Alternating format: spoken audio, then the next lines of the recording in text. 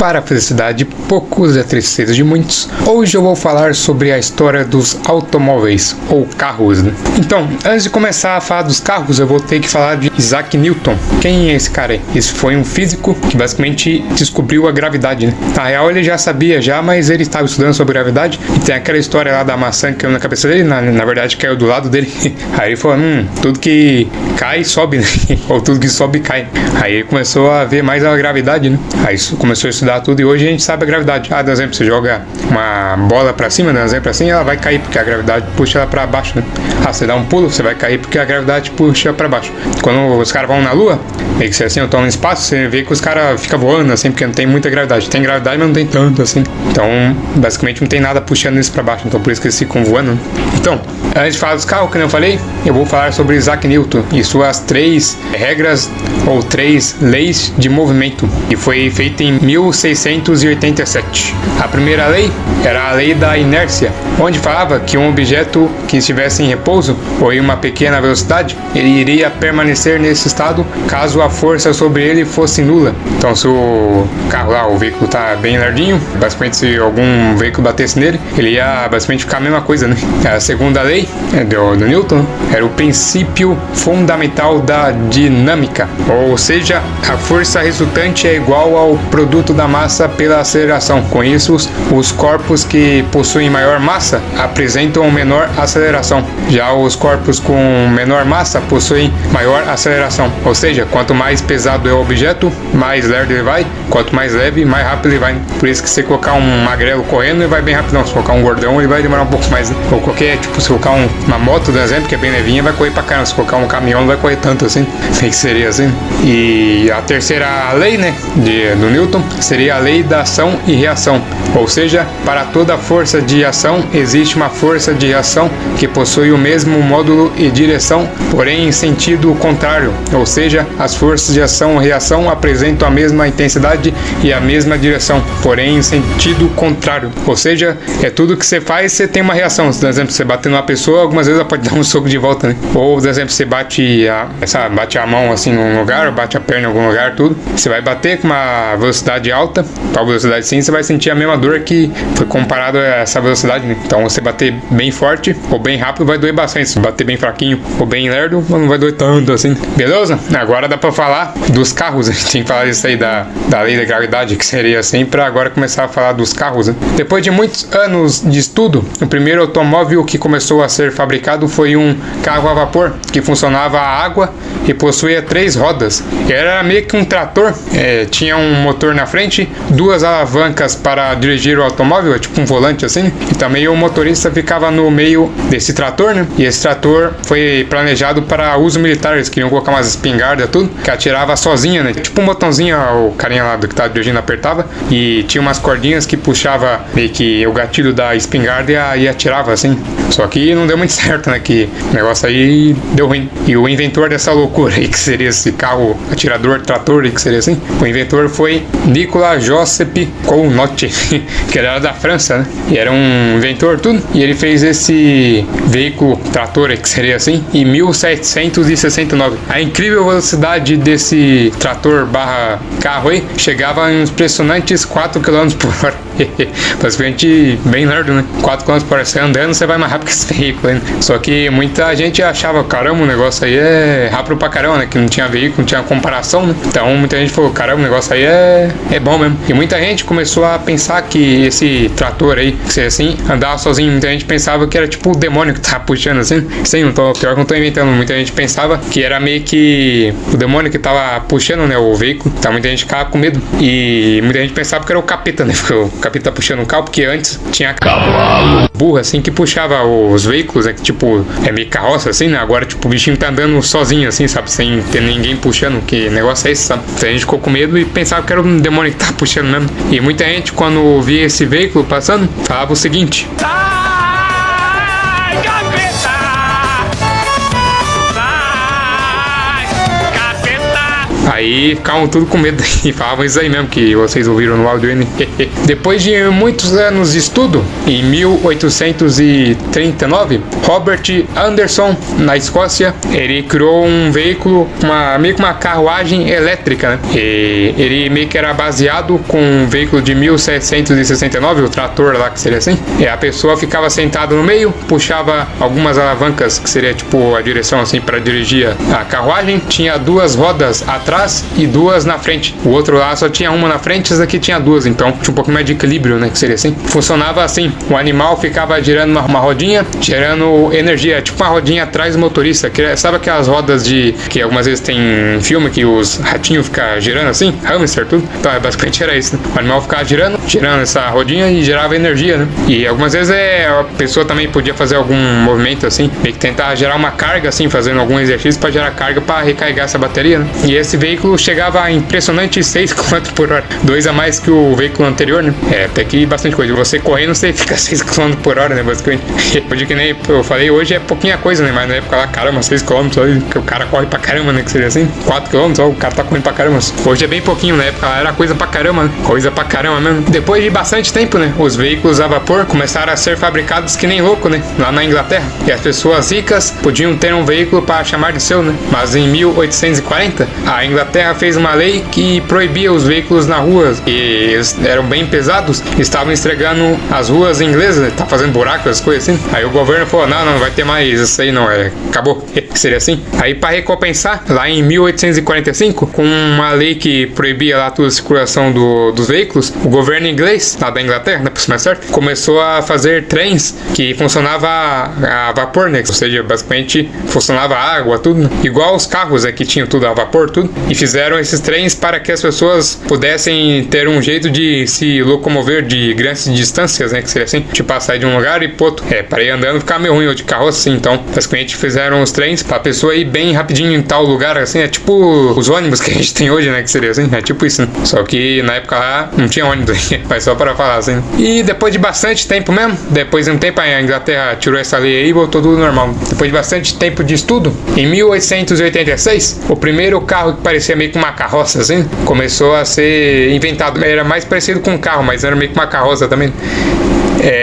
Isso em um único país, né, com dois criadores diferentes. Um fez meio que uma bicicleta com rodinhas, que seria assim. Era tipo uma moto, só que com rodinhas, sabe? A bicicleta quando a pessoa tá aprendendo, a criancinha, né? Tá aprendendo a andar de bicicleta, não tem aquelas duas rodinhas pequenininhas do lado pra ter mais equilíbrio. Era tipo isso. Tinha uma roda na frente, uma roda atrás, mas possuía essas duas rodinhas pequenas do lado direito, um do lado direito e um do lado esquerdo. Esse veículo tinha uma bateria que era recarregada e ficava embaixo do assento do motorista. E ela fazia força para o veículo assim andar, né? Para um carro, né? Que seria carro, moto, podendo atingir entre 5 e 7 km por hora.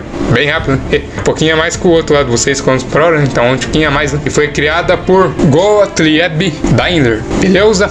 Ele era alemão e também era inventor, né? Que seria assim. Aí também, só para acrescentar, essa bicicleta motorizada não estava vendendo, não queria vender não.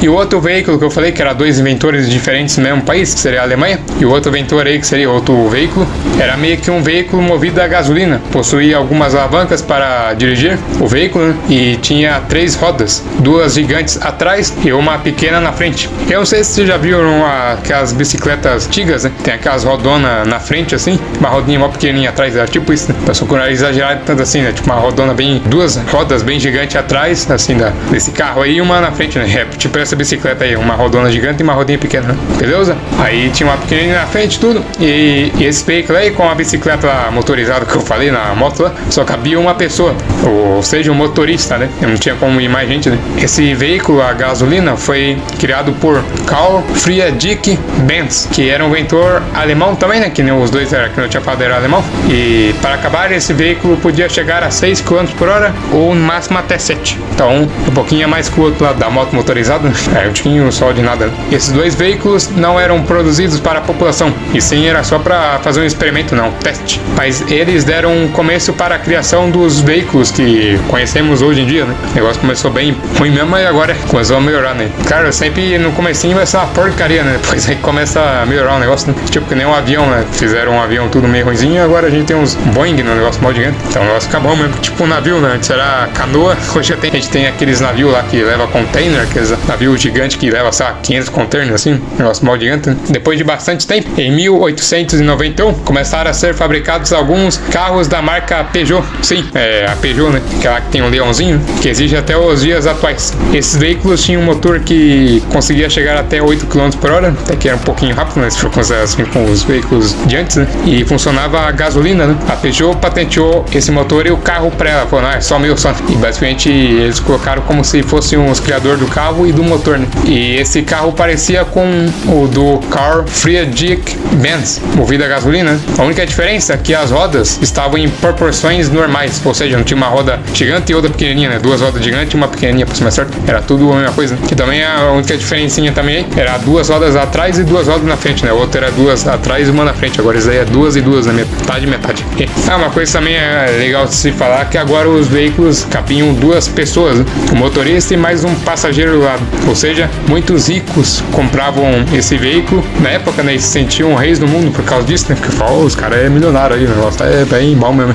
Meio que seria assim. Em 1901, os primeiros carros da marca Mercedes-Benz começaram a surgir. Esses veículos pareciam com os carros de Fórmula 1, né? De 1940, por aí, né? O criador desses carros era Wilhelm. Esses veículos possuíam 4 rodas, 2 atrás e 2 na frente, um volante, que nem a gente tem hoje, né? Que seria assim. Uma marcha pra trocar de marcha, né?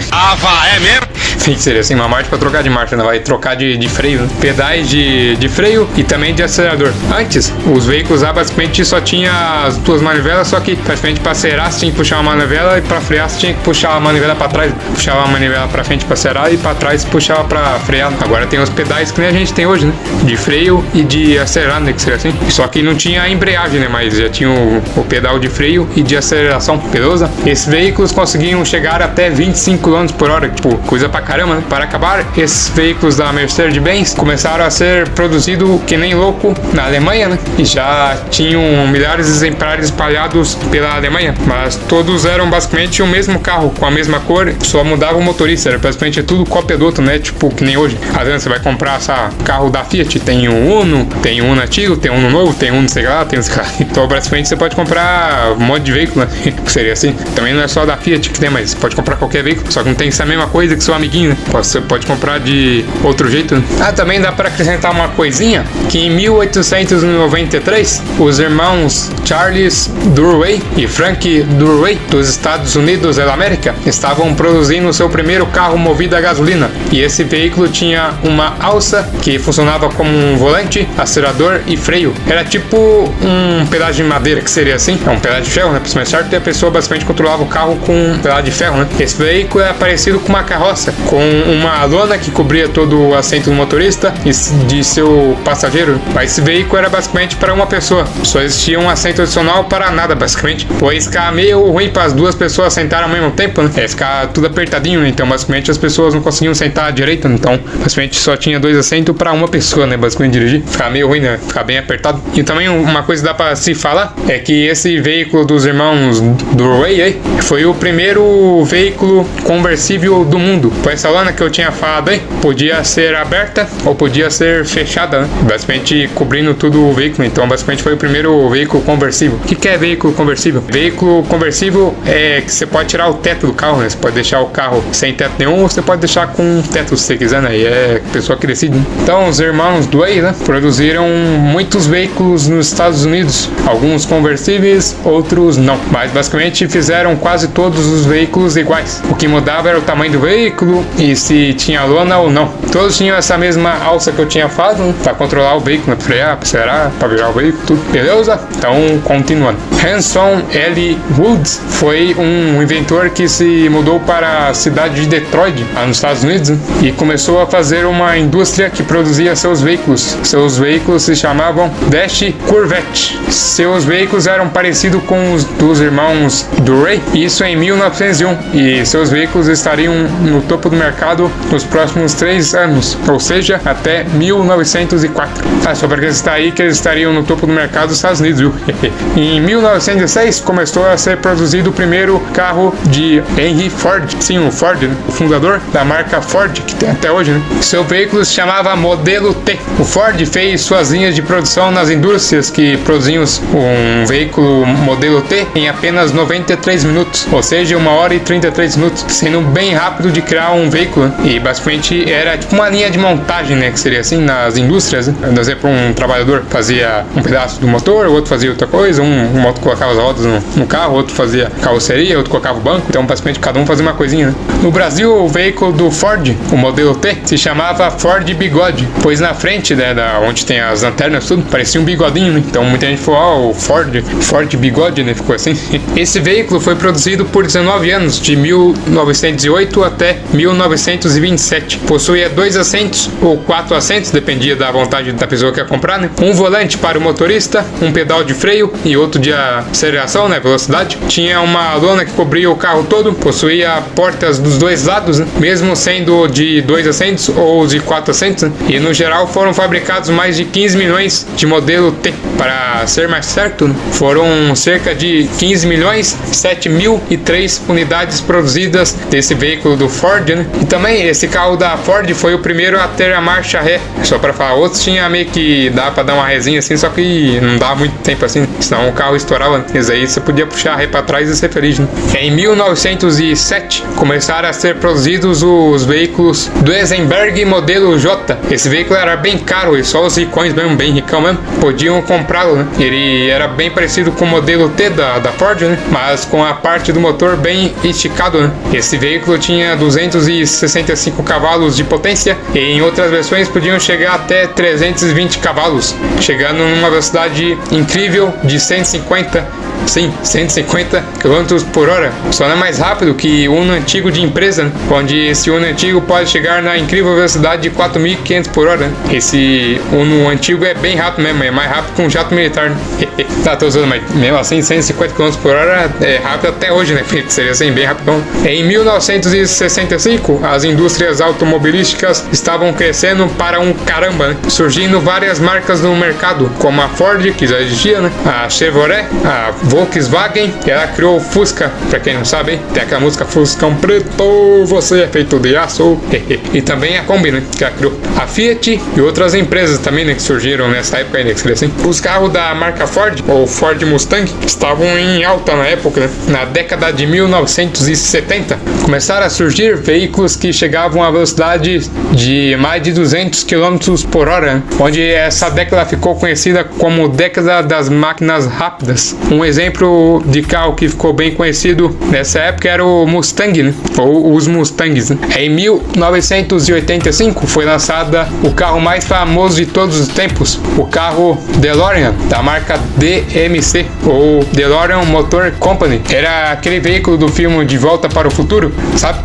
Aquele vovozinho viaja pro passado, viaja pro futuro. Sim, aquele veículo bem famosão. Foi em 1985 que criaram ele, né? Em 1990, os carros começaram a ficar mais simples e mais baratos, pois os veículos eram bem caros e as empresas que fabricavam os veículos tudo começaram a fazer carros mais baratos e simples para que mais pessoas pudessem comprar os seus veículos, né? Só que muita gente não gostou, falando, carro é coisa de rico, não é coisa de pobre, né? Que seria assim. Só que as empresas foram inteligentes, que mantiveram os carros caros ainda, mas fizeram os carros mais de pobre assim para ter mais gente comprando, né?